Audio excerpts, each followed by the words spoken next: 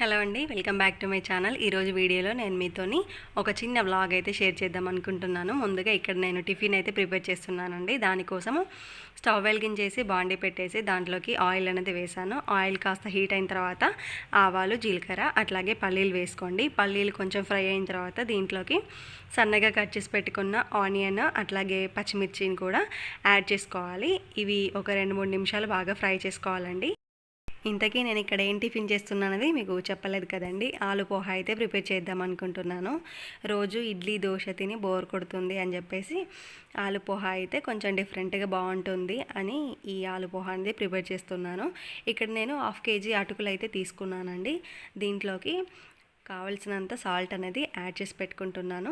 1/2 kg అటుకులకి ఒక potato అనేది peel అంతా కూడా తీసేసి సన్నగా ముక్కలు అనేది కట్ చేసి పెట్టుకొని మంచిగా వాష్ చేసుకోవాలి. ఆ తర్వాత కరివేపాకు ఈ రెండు కూడా దీంట్లోకి వేసుకొని బాగా కలిపేసుకున్న తర్వాత కొద్దిగా పసుపు వేసేసుకొని మూత పెట్టేసుకోండి. మనకు ఆలు ముక్కలు అనేవి ఫ్రై అయిపోవాలన్నమాట, అప్పుడే తినేటప్పుడు బాగుంటుంది. ఇక్కడ నేను అటుకులు తీసుకున్నాను కదండి. ఈ అటుకులోకి వాటర్ అనేది పోసేసుకొని దాంట్లో ఉన్న డస్ట్ అంతా కూడా వెళ్ళేలాగా ఒక 2 times మంచిగా కడిగేసుకొని ఇంకొక బౌల్లోకి సపరేట్ అనేది చేసుకోవాలి. ఎక్కువసేపు అటుకులు నానబెడితే కనుక అటుకులు ముద్ద కట్టిపోతాయి. అందుకని చెప్పేసి ఫాస్ట్గా ఇట్లా ఒకసారి వాటర్ని కిందికి పైకి చేతితో కలుపుకుంటూ ఈ అటుకులని సపరేట్ చేసుకోండి.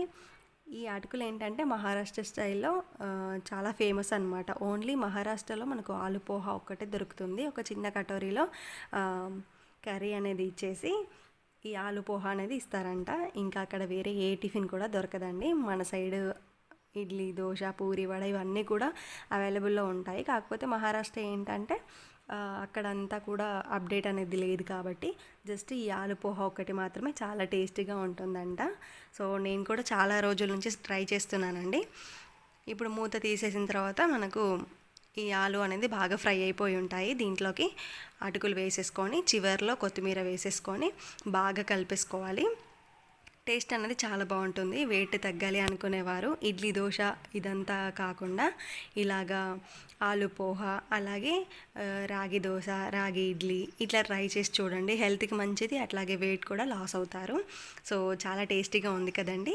కలపడానికి మనకు మినిమం ఒక 10 minutes అయితే పడుతుంది. చివర్లో మీరు ఇక్కడ నిమ్మరసం అనేది యాడ్ చేసుకోండి. టేస్ట్ అనేది చాలా బాగుంటుంది, అట్లాగే హెల్త్కి కూడా మంచిది. మనకు సమ్మర్లో లెమన్ అనేది ఎంత యూజ్ చేస్తే అంత మంచిది అనమాట. దాంట్లో సి విటమిన్ ఉంటుంది కాబట్టి మనకు బాడీ అనేది డీహైడ్రేట్ అవ్వకుండా మన హెల్త్కి మంచిగా ఉంటుంది. సో ఇక్కడ మా టిఫిన్ అయితే రెడీ అయిపోయింది. ఈ ఆలు ముక్కని స్పూన్లో పెట్టేసుకొని ఒక్కొక్క ముద్ద తింటా ఉంటే మంచి టేస్ట్ అనేది వస్తుందండి. సో ఇక్కడ పొద్దున్న టిఫిన్ అనేది కంప్లీట్ చేసేసాను. ఆ తర్వాత లంచ్ కూడా ప్రిపేర్ చేశాను. మీకు లంచ్ అనేది చూపించట్లేదు. అయితే ఈరోజు ఏంటంటే కొంచెము వర్క్ అనేది ఉందన్నమాట. ఒక 2 బ్లౌజెస్ కుట్టి ఇంకొక పక్క నేను వర్క్ అనేది నడిపించుకుంటూ ఉంటున్నాను. ఈరోజు సామాన్ తీసుకురావడానికి అని చెప్పేసి బయటికి వెళ్దాం అనుకుంటున్నామండి. కాకపోతే మేము అనుకున్న టైంకి మేము ఏ రోజు కూడా వెళ్ళాము. ఏదో ఒకటి పని అనేది అడ్డొచ్చి లేకపోతే ఇతనికి సరిగ్గా ఇంట్లో కుదరక బయట కుదరక లేట్ అనేది అయిపోతూ ఉంటుంది. మామూలుగా 3కి అట్లా వెళ్ళిపోతే అంతా కూడా వర్క్స్ అన్నీ కూడా అయిపోయి ఇంటికి వచ్చేద్దామని అనుకున్నాము. కానీ మనము వెళ్దామన్న టైంకి మనకు కస్టమర్స్ అనేది ఎవరో ఒకరు వస్తూ ఉన్నారనమాట. ఈ వర్క్ అనేది కంప్లీట్ అయిపోయింది. వర్క్ బాగుంటుంది. చాలా రోజుల నుంచి వేస్తున్నా కూడా మళ్ళీ కొత్తగా కస్టమర్స్ అయితే ఈ పైనాపిల్ డిజైన్ అనేది వేయించుకుంటున్నారు. నేను ఏ కలర్స్ పెట్టి యూజ్ చేశాను అనేది నేను మీకు తర్వాత వీడియోలో కూడా చూపిస్తానండి. ఇక్కడ ఇంకా 2 బ్లౌజెస్ కుట్టేసి ఈ వర్క్ అనేది వేశాను. ఈరోజు వర్క్ అనేది ఇదేనండి. ఇంకా ఇది అయిపోయిన తర్వాత ఈ బ్లౌజెస్ని హెమ్మింగ్కి పంపించేసేయాలి. అయితే టైలరింగ్ అనేది మళ్ళీ స్టార్ట్ చేశాను కదా, కొంచెం గ్యాప్ ఇచ్చేసిన తర్వాత లైనింగ్స్, ఫాల్స్, థ్రెడ్స్ ఇవన్నీ కూడా అయిపోయాయి అన్నమాట. కొంచెం గ్యాప్ ఉంది కదా, ఎందుకులే ఇప్పుడు మళ్ళీ తీసుకొచ్చి పెట్టడం అని చెప్పేసి అవన్నీ కూడా తీసుకురాలేదు. ఇంకా మిషన్ అనేది స్టార్ట్ చేశాను కాబట్టి ఐటమ్స్ అనేది మనము ఇంట్లో తీసుకొచ్చుకొని పెట్టుకుంటే ఎప్పటికప్పుడు కుట్టేసుకోవచ్చు, మన దగ్గరే ఉండిపోతాయి, బయటికి వెళ్ళే అవసరం ఉండదు అని చెప్పేసి ఇంకా ఈరోజు బయటికి వెళ్ళేసి అట్లాగే ఇంట్లో కొన్ని గ్రాసరీస్ అనేవి అయిపోయాయి.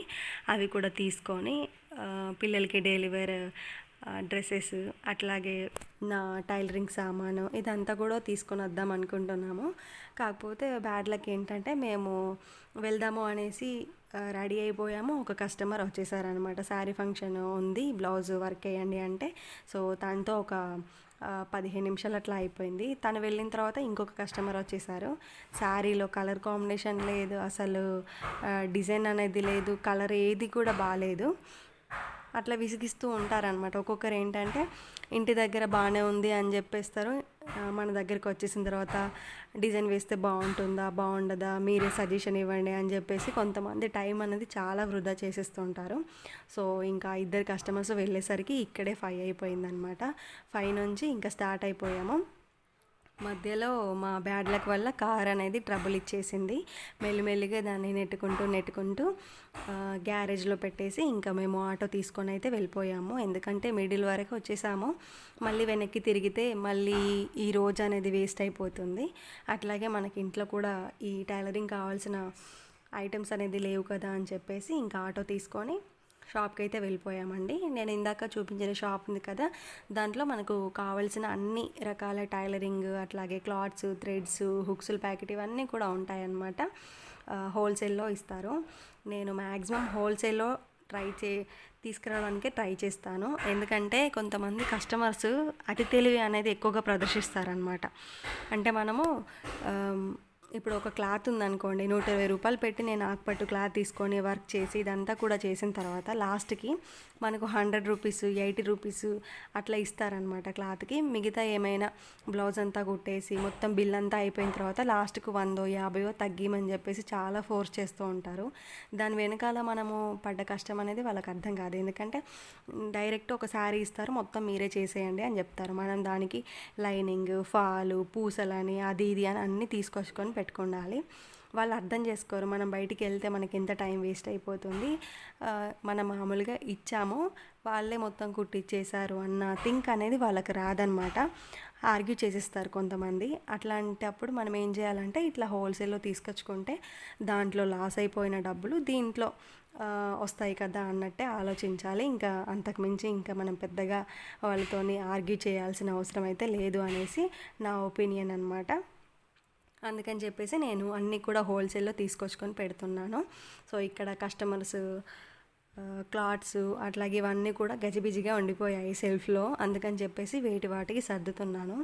ఇందాక నేను మీకు చూపించాను కదండి కవరు, దాంట్లో లైనింగ్స్, ఫాల్స్, అలాగే థ్రెడ్ పైపింగ్, హుక్స్ల ప్యాకెట్, పైపింగ్ క్లాత్ అంటే shining cloth, gold colour, silver colour, so work వేయడానికి ఆకుపట్టు క్లాతులు ఇవి మాత్రమే ఉన్నాయండి. కాకపోతే బిల్లు మాత్రం 5,800 రూపాయలు బిల్ అనేది వచ్చేసిందనమాట.